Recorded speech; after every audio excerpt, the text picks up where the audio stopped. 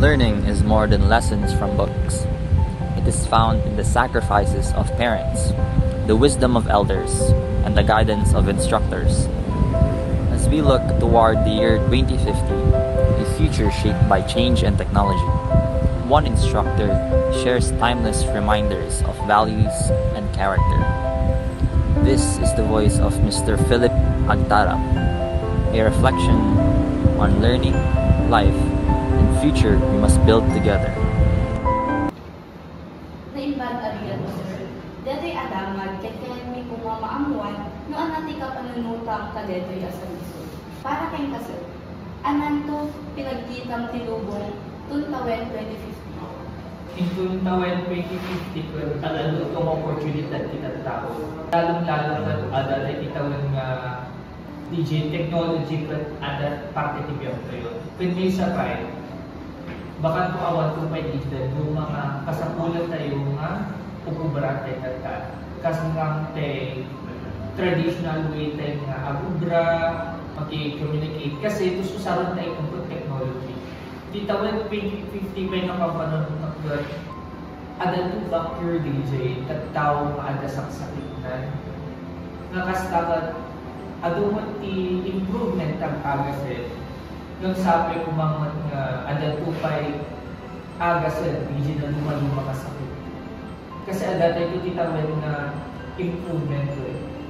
Hantay mo't kasapulan nga, maubra kita ta, ada to ti algaw or tawid, nga ada to aming asusyo.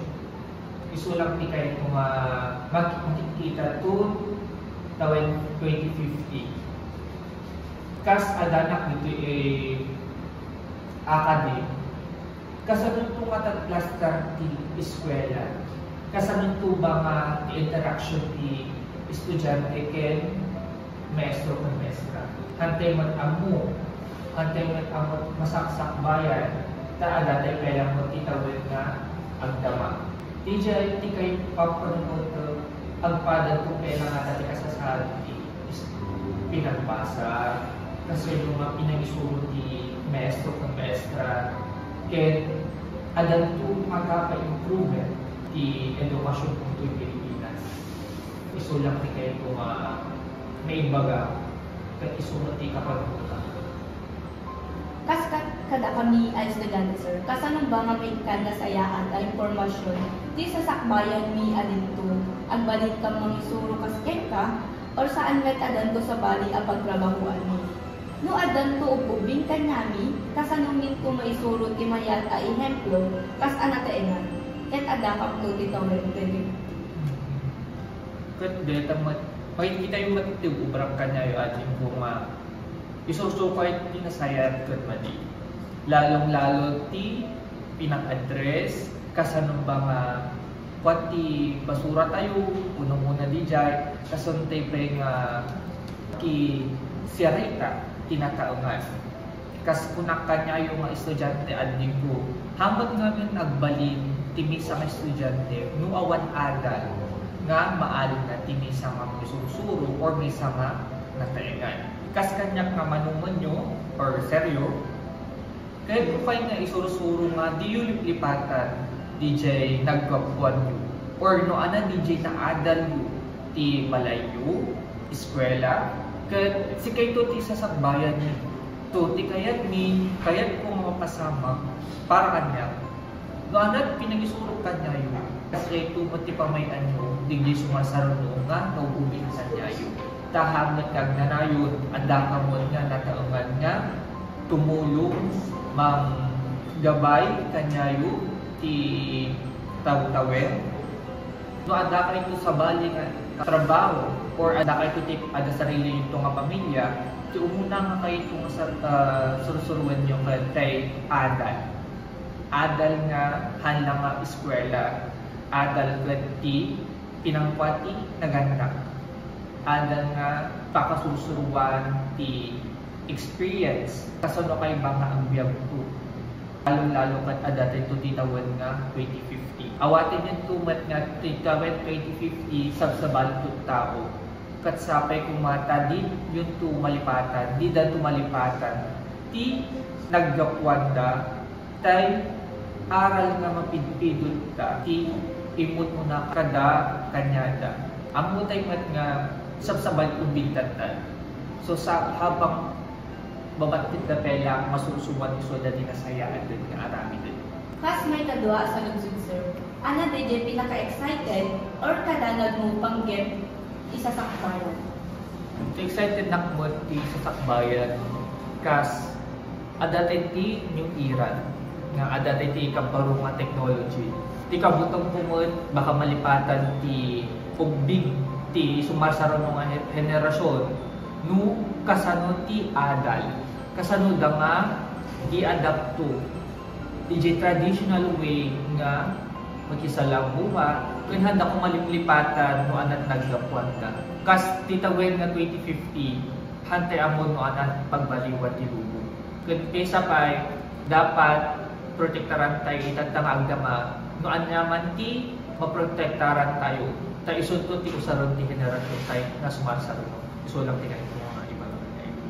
Anya nga pangget iti maitet mo nga pangmalubos kada iti ubing itang aldaw maipapan iti panagaramid iti nasayaan nga kasangbayan. Tiket ko lang may bagaan ko but agbasa kayo nasayaan palpasun nyo no anati nga parugyanan.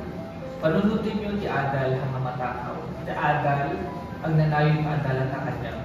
Kas nga estudyante, panunutin mo sakripisyo kinaganak mo, sakripisyo ti mestra or mestro nga nagisulo kanya ti para future mo. Di tiket ko nga or damag or pakaibagaan ta kas nga mangisurusuro kahit kakay nga makita magbalik kayo na sa success. Haamat nga kaya mi ka madadaal kayo. Di kaya't ni ang balik kayo nga namundo nga kastao.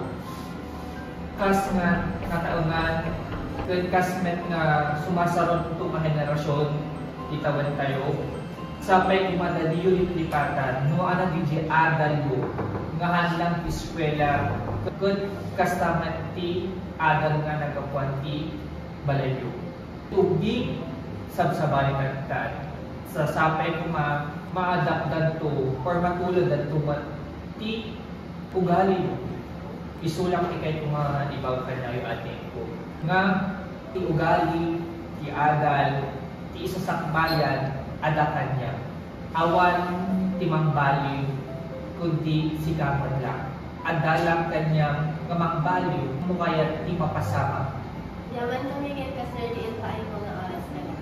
ang yaman na kanya yun dahil pa yung dama kaya sa lugsod ti no anaman ti impupuspuan na kayo tumadabang kanya. Hearing the elder's words makes us pause and think about what truly matters in life. His message reminds us that learning is not just about what happens inside classrooms or through textbooks. Learning begins at home, continues in school, and carries on throughout life. It is a gift no one can steal, something that shapes not only our minds, but also our character. He spoke about the importance of values, respect, responsibility, and kindness, things that technology and progress should never replace. Because knowledge without good character will never build a better future. What we learn today, both in wisdom and in values, will guide us for the rest of our lives and will shape the kind of people we become. The elder shared both excitement and concern about the future, especially the year 2050. He looks forward to the opportunities technology will bring, better education, more cures for illnesses, and advancements in every field. Yet he also fears that the next generations might forget the essence of learning, the values of human connection, and the traditions that teach us who we are.